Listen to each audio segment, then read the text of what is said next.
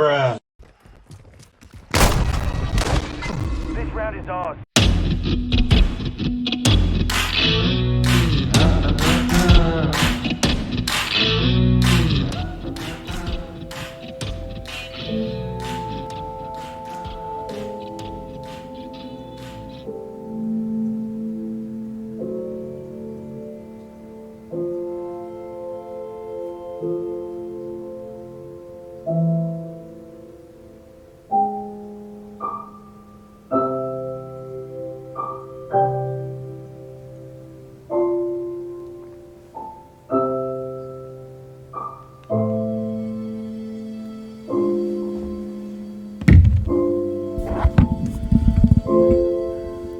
Good afternoon, everybody. I'm your host, Armando Ortega, and welcome back to another episode of the Mind of Mando. I say this the last couple episodes, but it still remains to be true, and that is episodes further and further apart. I mean, like, hell, I think last time I said it was like 3 weeks. Now it's been a month, or maybe just a little over a month or anything. But yeah, no, I'm back with another episode. Quick thing. I was actually recording a few days ago, an episode that should have been out already, but here's what happened. So I was recording, just doing what I do, and all of a sudden I see that something pops up on my camera screen, and it reads, can no longer record. And I was like, that's impossible. I cleared out all my SD memory storage and everything. I should be going on for like almost 3 hours, you know? No, apparently not. I don't know if it's the SD card or something got corrupted. I started doing that old thing it used to do to me again. And it just lost everything that I was saying. So I got frustrated. So I was like, screw it. So I didn't record anymore. But here I'm back. And I just wanted to like talk. You know, it's been a while. I enjoyed doing these. But you know, life, work, everything. But, you know, this past month has not been bad. Not bad at all. My lady and I had a wonderful month together. I hope you guys did too, whether with friends, family, or any loved ones, really. And if you didn't, you know, it's cool. That's fine. I mean, like, I didn't go see my family, but, you know, I still enjoyed being with my lady. Still enjoyed talking to people. I enjoyed talking to people down here and, like, playing video games with my boy. How do you call it? So again, sorry about taking too long. As you can hear in the background, again, Minecraft. It's going to be a variation of Minecraft from the old music to the new ones. Why? Well, because of this, I update you guys on a lot of things in my life. And one of these updates are that my buddies and I, well, my boy and I, and his Xbox friends, that I consider my friends now on Xbox, we've all started playing Minecraft again. After, like, me and my buddy, we hadn't played in years, but we played, and oh my god, we missed so much and everything. New blocks, new ores, new materials, new mobs, what else, new biomes on top of that, you know. It still astonishes to me to this day, you know. Even just yesterday I was playing, and how do you call it, yeah, no, it was like, what the hell, you know. But what was it, because we play on the Xbox One, we play on that version. We found out that realms were a thing, you know, a shared realm where you get the first 30-day free, but then you pay like a subscription after that. But it's cool because it's like, if you got friends and you guys enjoy playing and building stuff on your own or whatever, that realm just allows you guys to play into the world whenever you want, and you guys all play in the same world. And it's pretty sick. Whether the person who started it is online or not, you can just log in and play it. And I like it. It's a server. It's what it is, you know. Just like they've been having it on PC for the entire time. Now we have it on Xbox. Give me 1 second. Oh man, water. It's never changed about me. Water, so great. But it's fun. it's really fun, that fact that we have that now. One of our buddies started Realm. We built a castle. Found this incredible mountain area that's just amazing. My project is to build like a monorail system from the new area to our old kingdom and just build land. I started my own, and it spawned me in the middle of a mesobiome, a snow biome, a desert biome, a swamp biome, and a plains biome. And honestly, it's just, I couldn't have asked for a better spot, to be honest. It's so incredible, so amazing. What else? It's fun. It's like, I played it before alone. When I was living back home and everything, didn't really have much friends. Well, some friends who played it, but didn't really have it how I have it now. It's just, now I can come home, after work, spend some time with my lady, do what we do. And if I have some time after, turn on the Xbox, boom, hey, what we playing today, boys? And that's something that I always wanted. And I'm like, honestly, I look at it now and it's just, I have it. And I'm stoked about it. People that I can be friends with and play online. Whatever the game is, just play it. We argue, we get on each other's nerves, we laugh, bully each other, whatever, in the end of the day, we're there, loving to play games together and everything. It's great. It was like, honestly, I don't want to say I never thought I'd have this, but it's more of, how do you say it? What are the right words? I just didn't expect it. Really. Better late than never, to be honest. But yeah, no, it's fun. And honestly, Minecraft is one of those games that it feeds off of two things of mine. One, when I was a kid, the first thing I remember I wanted to be as a kid was a construction worker. Build buildings, tear stuff down, build it back up, etc., etc. I didn't do that. But I've always been creative with Legos, with building blocks, with everything. And honestly, the video game version of it just makes me... I just know that whatever I create, the possibilities are literally endless. Excuse me. And yeah, and it's great to discover new things. It feels like a brand new game to me, to be honest. And I'm just hoping that we all can just continue, building more, and it'd be fun. Other than that, there's another game that I want to play. Well, there's another game that I've been playing with my boy. It's called Elite Dangerous.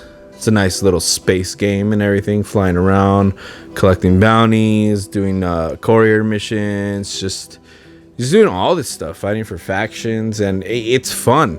The other day we visited Earth. He's been playing it for years before I just barely started like a few days ago. So he took me to Earth. It was like hella romantic. He just held my hand and took me to go see the galaxy. It's amazing. But that game, it's pretty dope.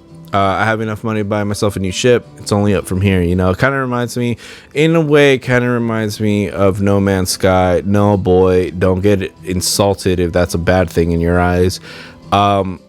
Except for you can't, walk out. You can on the PC version, but you can't do it on the Xbox version. But it's still fun on its own, right?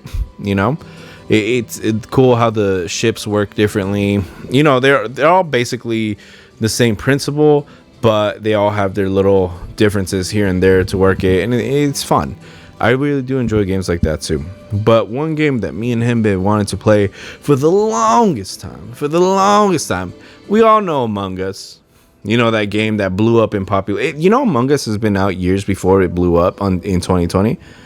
It's been out for years, but 2020 was the year everybody wanted to play it, and we all play it. Yeah, I played it. It's one of the best games ever. Truly, it really is. And the fun part about it is, because it blew up on 2020 and it continued being such a popular, such a high playable game and everything, they now came out with Among Us VR.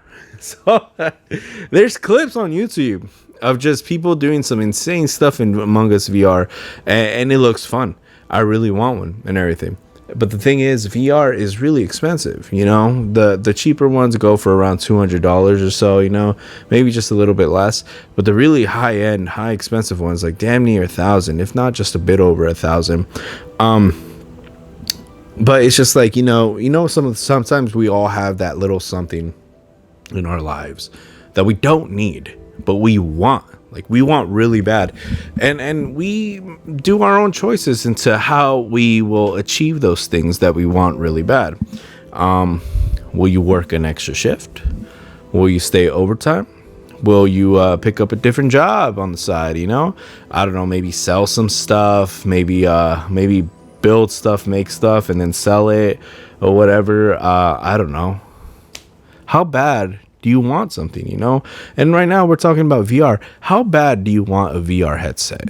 Virtual reality, playing like that on Skyrim, freaking DayZ, if they support VR.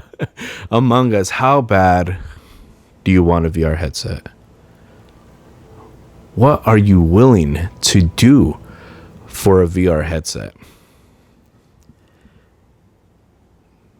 Do you want it bad enough? Bad enough to kill? November 21st, 2022, Milwaukee, Illinois. That's right. A 10-year-old boy was woken up early one day by his mother. What was the reason? Why did she wake him up early? I don't know. Maybe he was sleeping in too much. My lady, she says, oh, it's too early. And it's like, it's 12 p.m. What are you talking about? I don't know. But seeing as he was 10, and his mother had to wake him up early out of the blue, maybe he was sleeping in and was going to miss the bus for school, or was going to be late for school. Or it could be maybe she was waking him up for church. Possibly. It's very likely. We all get woken up for a different reason. But reason why his mom woke him up so early, it's unknown. Just that she woke him up early.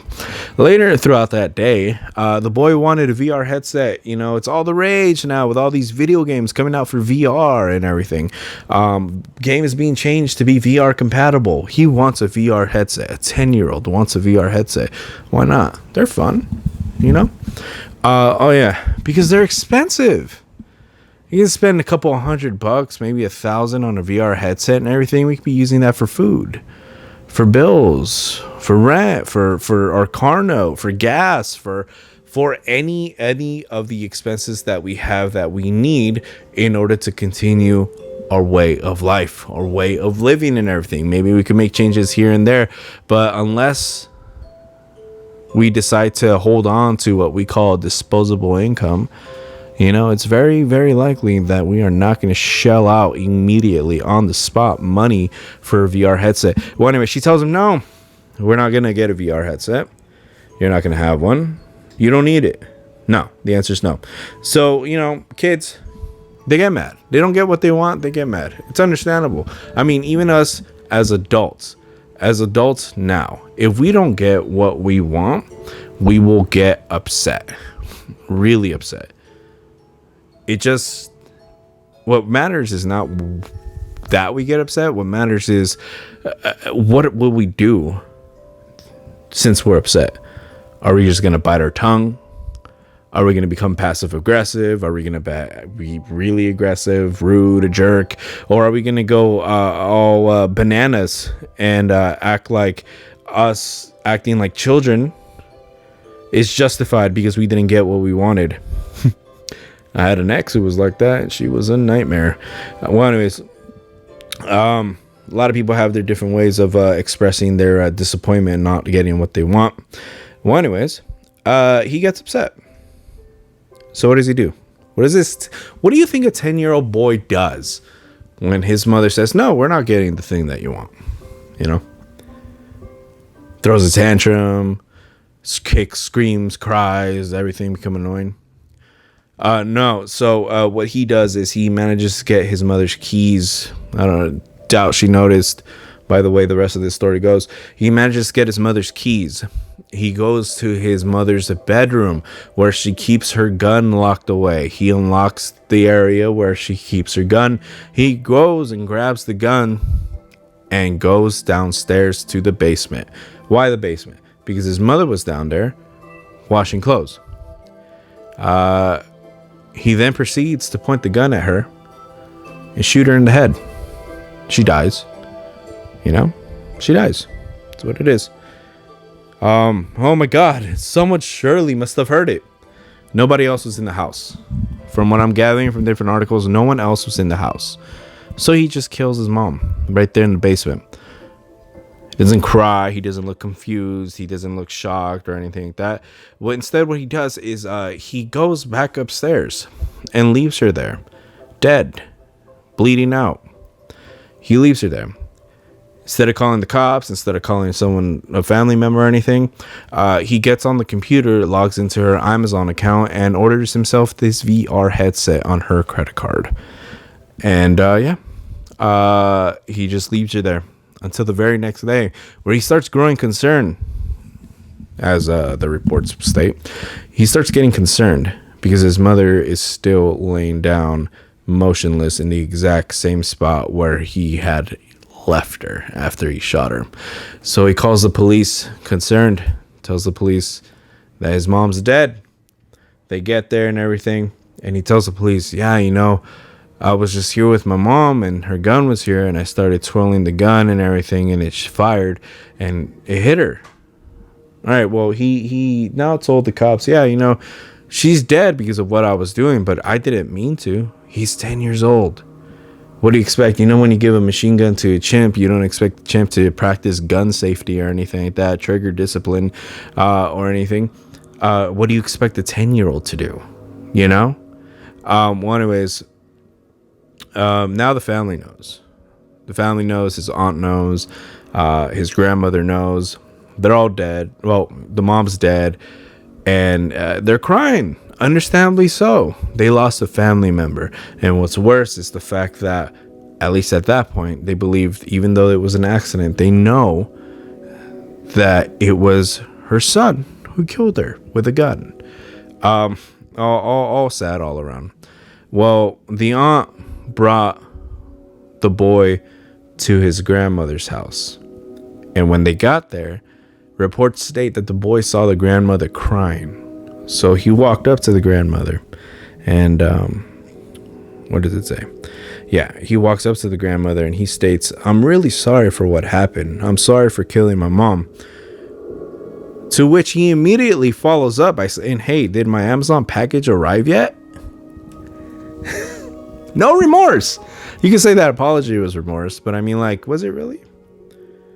Yeah, I apologize for killing my mom, but hey, I ordered a VR headset. Is it here? Does that sound remorseful to you? At any point, in any way you say those two questions, well, that one statement would follow up with that question about that topic. Do you think that sounds like someone who is remorseful? Someone who's remorseful would ask anything like that? No, at least not to me. Well, at some point later on, he talks to his aunt, to which he confesses to his aunt about how it really happened. The boy confessed, saying that he got mad. He went to the room, unlocked her safe, grabbed her gun, went downstairs. But what he says was he only intended to shoot the wall next to his mother's head to scare her, just to scare her and show her how mad I am. And this is the kicker. Instead, he states that she turned around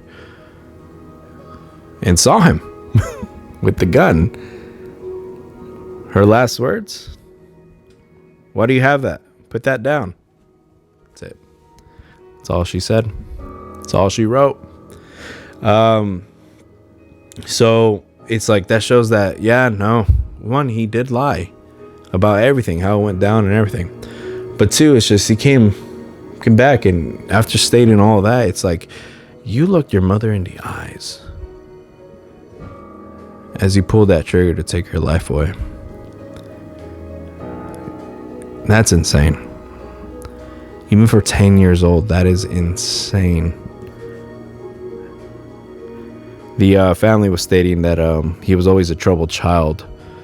How how the mother, she was always lovely, always happy, always smiling, always singing for the gospel, singing for the church. That's why I say it's church, possibly what she woke him up to. Listen, I grew up in a religious household. My family would wake me up early on the weekends to go to meetings, to go out preaching and everything like that. Even though it did annoy me, I never hated them for it. I never resented them for it. No negativity for them for having me do that as a kid growing up. Did I get annoyed? Yeah. Did I not like it? Of course.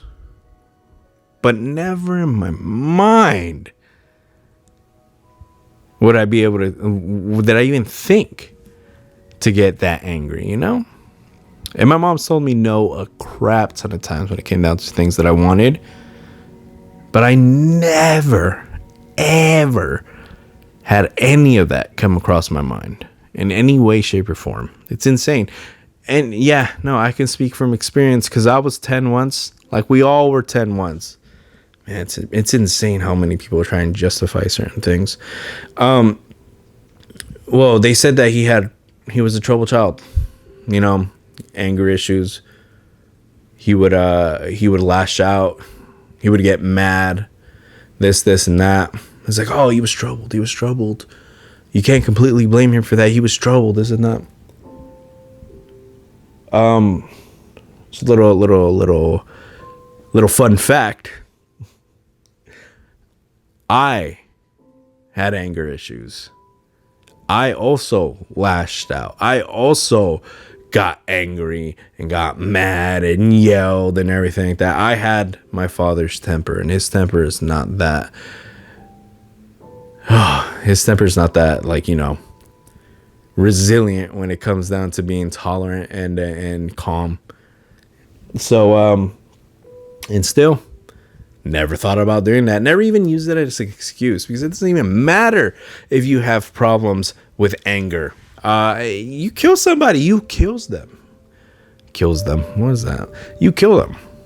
That's a responsibility you need to have. That's a responsibility you need to be held accountable for. 1 second.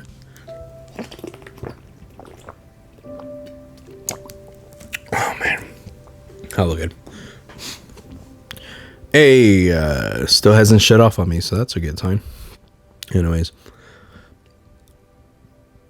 they said they were trying to take him to therapy. They said they were trying to make him happy, throw him his birthday parties, give him his gifts, you know, take him out. And like I said, take him to therapy, do exercises, this and that, trying to make sure that he does not grow up to fall into the bad footsteps. And the fact that the entire family testifies that, oh, it's a conspiracy, they're lying. It could be, but you know, honestly, I doubt it. In this case, I highly doubt it, because from what they're showing about the mother, she looks, I'm just saying looks, like she was a loving, caring, and just downright protective mother to her son. But yeah, she's gone. She's just, you know, it sucks. It really does. And what's worse is the fact that, judging from up to this point, her son, 10 years old, either doesn't grasp the severity of what he just done, or it just hasn't hit him yet. He just hasn't really realized it. You know, the severity. Well, anyways, none of that worked. He still did that to his mom and everything. Police were called soon after he confessed that to the aunt. And when he confessed it to the police, they placed him in jail. They charged him as an adult and gave him a $50,000 bail. If he's convicted with the murder of his mother, he will be given 60 years in prison. Can you imagine that? Like, you know, I'm talking about Lauren Paciencia, you know, being 26, 27, and if she gets convicted, she'll get 25, meaning that she won't even be out until she's like, what, 52? This kid, he's 10 years old, murdered his own mother, willingly murdered his own mother for not buying a VR headset. And his crime was so severe that they're charging him as an adult. And if convicted, 60 years of his life is going to be spent behind those walls. Meaning that even when he comes out, he's not going to be this super tough, super hardened ass criminal. He's going to be 70. That's if he starts his time when he's still 10. He's going to be 70 years old. He's going to be old. He's going to be weak. He's going to be frail. He's not going to enjoy life, and that's a big if he even gets out of prison alive, you know. Sounds harsh, but you know, that's the reality of the situation. Really, personally for me, it's just I don't understand why the law goes like, if you're a juvenile, your face will not be released, your name will not be released, none of the information is going to be released. But it's like, even when you charge them as an adult, even when you treat them as an adult and everything, their crime is so bad that they're gonna be tried as an adult. It's like, yeah, like that's odd to me. If you're gonna charge a child as an adult because of how bad their crime was, why keep their ID so private and everything, you know? People are going to come at me with other reasons, but you know, that's just my point of view for it right now. Excuse me. But some laws just really don't make much sense to me like that, you know? Like here's another one. In the States, when you become of age, you can enlist into the military. They'll put you in a uniform. They'll train you for a couple of months, how to use weapons, how to be specialized in your field.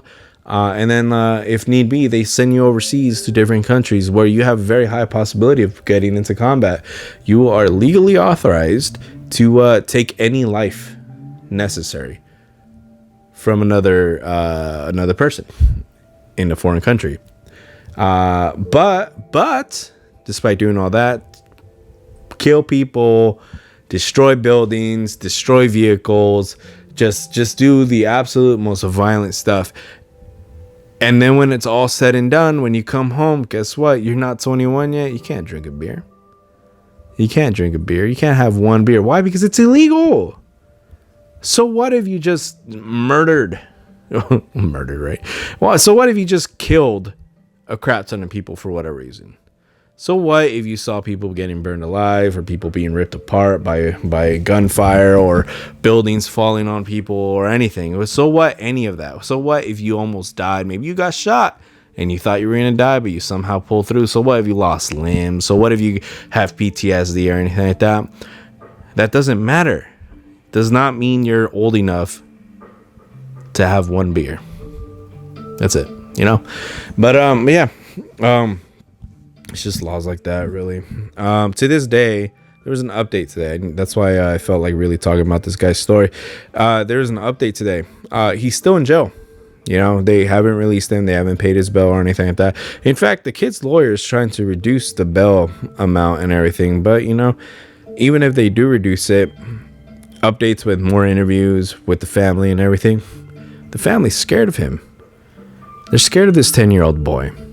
He wanders out at night and everything, in the living room, anywhere in the house. They're scared of him. Not only that,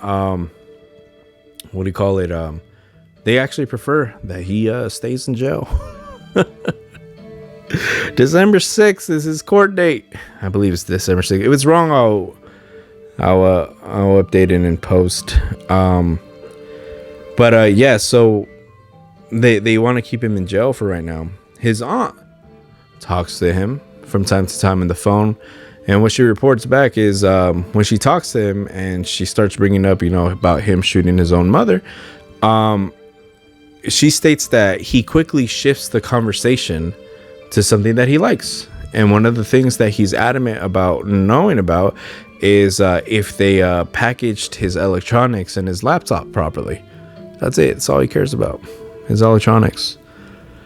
Now, I don't want to sound like those old heads and be like, Oh, kids these days with the dang Game Boys and their Walkmans. I don't know. It's just what I advocate for is being a parent, all right, and limiting your kids from stuff. Not enough that they will just want to rebel, no, but enough to know, like, okay, well, you played enough video games today. Okay, well, you watched enough TV today, or hey, you need to take a break, read a book, maybe clean up or something, because you're not going to be plastered on this sofa, on that TV, on that phone, on that computer all the time. Did you do your homework? Did you clean your room? Did you do some chores? All right, get on that. And once you're done with that, I'll give you some more time to watch TV. You got to limit them. You're not a bad parent for limiting your children. That's why you're the parent and they're the child. Limit them. You ever hear that expression, you can't appreciate a sunny day without having a few crappy ones first? It's like that. They won't be able to appreciate, having the luxuries of TV, of video games, of electronics or anything like that without experiencing the responsibilities that they have to take care of first. Responsibility comes before pleasure, unfortunately. But yeah. So, snap. I'm sorry. My back itches. But yeah, she talks to him and she says that he is showing absolutely no remorse about killing his own mother. His grandmother, on the other hand, in an interview states that she can't talk to him. She says she hopes that one day she'll be able to, but for right now, she just can't even speak to him. How horrible must that be? Being only 10 years old and having your own grandmother not even want to talk to you, not even see you, not even want to be around you because of what you did, and you don't even realize it. Well, maybe you do realize it, but you just don't care. Well, anyways, the realization of him, the true realization of how truly severe the circumstances are that he's in right now, may not hit him yet, but they will one day. Maybe in like a few days, maybe later on today, I don't know, maybe in weeks, months, years down the road, he'll just be like, damn, I really killed my own mother because she wouldn't buy me a VR headset. Now she's gone. My family hates me. And I'm here until possibly I die. I won't be able to see the outside world again. And even if he does live until he's 70 and gets released, once he's out, everybody in his life is gone. He didn't have time to make a family. He didn't have time to have friends. He didn't have time to start something on his life or catch up with the latest movies or the fun. His grandmother's dead. His auntie's dead. His own mother is dead. It sucks. But that's what he did. At 10 years old, that's what he did for a VR headset. Some people think the justice system is right in doing what they did. They're like, oh, dude, look what this kid did. It's terrible. Try him as an adult. Other people are saying that the justice system is too harsh. It's like, why should we try this 10-year-old boy as an adult? Does he even know what he did? Does he even understand what he did? He's untrained. He doesn't know how real life works yet. You could argue both sides. What do I think? What do I think? This is my show. I will tell you how I think. What do I think? To be honest, I read everything that's being released right now because remember we have like a month already that this happened. So what I think is this. I take into factors everything that's been put out in the public already from the family and written into articles because there are video interviews with this family also about the situation. Let's see. Well, seeing as he knew what he needed to get in order to scare his mother, he knew that if he had a gun, he would be able to scare his mother. He knew that if he shot the gun near his mom, he'd be able to scare her. So he understands the concept of fear and what he needs to have in order to make that emotion come out to the person he's intending to scare. He also knew where he kept their gun. He knew that he needed a key in order to access the safe where the gun was located at. He knew where to grab the key. He knew which key to use. Not only that, he knew that he needed to point it at her and pull the trigger. So he knew how the gun operates. What else? He knew that what he did was wrong. How do I know that? Why do I say that? Well, because when he reported it to the police, he made up a story. He fabricated what happened. He said that he was just twirling the gun and it went off accidentally, killing his mom. So he knows that he needed to lie in order to keep himself from getting in trouble, because for a while the police believed that it was an accident, purely an accident. What else? Oh yeah. His own aunt stated in a video interview that he told her that he knew guns kill people. So he knows that guns are used to kill people. And man, and despite being only 10, he knows right from wrong. This is what all this shows me. He knows right from wrong and knows that about the consequences are. He knew what the consequences would be if it were found out what he did and why he did it for.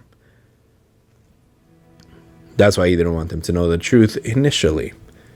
Maybe guilt made him made him finally tell the truth to the aunt. Maybe he just didn't want to hold the secret anymore. Who knows? But he knew. So given all these factors, knowing how to scare somebody, knowing what he needed to scare them, knowing where the guns were, knowing how to access it, knowing how it works, knowing where he needs to aim, knowing that he needs to pull the trigger, knowing all this stuff, and knowing that he needed to lie in order not to get caught and not get in trouble, I say, it's pretty right that they're charging him as an adult. Like, I truly feel like they're doing the right thing. So, get angry with that or whatever. I mean, come up with counter arguments. But as far as I can tell right now, it's just, he might be 10, but he knew exactly what he was doing. And therefore being tried as an adult as 10 years old for murdering your old mother because she said no and getting you a VR headset. And then while she was dead in your basement, log into her account and use her credit card to buy your VR headset, and then apologizing about killing your mother, but then immediately asking if your package arrived already. No, you need to be tried as an adult. And if you get convicted, well, I guess I won't see that kid when he's out at 70 years old, because like what, I'd be like 89 at that point, almost 90, and I'd probably be dead, to be honest, already. But yeah, no, it's just, there you go, life passed you by and now you can't enjoy it. But that's that whole thing. That's the whole thing that's been happening this past month. There's more, but yeah, like I said, I'm sorry I haven't been able to keep up lately. On the lighter side, all right, let's just end that because we're about to end this episode anyways. On the lighter side, I want to go to Waffle House. I hear good things about it. I hear that the food there is so good, it'll make you want to throw a chair at one of the workers.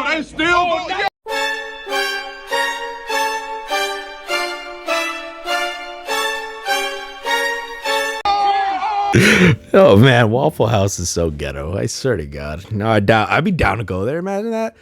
But like, go there, enjoy some waffles, and next thing you know, just scrap with some fool. You get there with some of your homies, enjoy the waffles. Some other group trying to mess with you. Just go in parking lots, throw down, fool. It's like, damn. But yeah. Well, anyways, thank you all for being patient with me, and thank you for tuning in to another episode of The Mind of Mando. I've been your host, Armando Ortega. Hope you guys have a wonderful rest of your day. See you.